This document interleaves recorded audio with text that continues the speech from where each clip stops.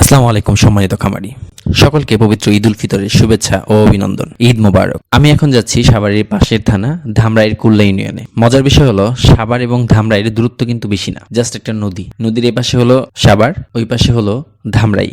আমরা এখন সাভার নাওবাজার ব্রিজের উপর দিয়ে যাচ্ছি। আমি বরাবর সবসময় একটা কথা বলি, সেটা হলো আমি যে পেশার সাথে রিলেটেড, এই পেশার মাধ্যমে সব সময় খুব ক্লোজলি প্রকৃতির কাছে মেশা যায়, যেটা শহরে থেকে অনেকের পক্ষেই সম্ভব না। আল্লাহ তাআলা আমাকে সেটার সৌভাগ্য দিয়েছে। দেখেন চারপাশে কি সুন্দর মনোরম পরিবেশ। আলহামদুলিল্লাহ, আমি এখন পৌঁছে গিয়েছি কুল্লা ইউনিয়নের চৌটেল গ্রামের গ্রামীণ অনুষ্ঠানে। আজকের ভিডিওতে আপনারা দেখতে পারবেন বালিশ খেলা, হাড়ি ভাঙা খেলা, তেল মাখা কলা গাছে ওঠা। এই খেলাগুলো আমাদের গ্রামের পুরনো ঐতিহ্য, যা মানুষকে আনন্দ দেয় এবং সবাইকে একসাথে মিলিয়ে রাখে।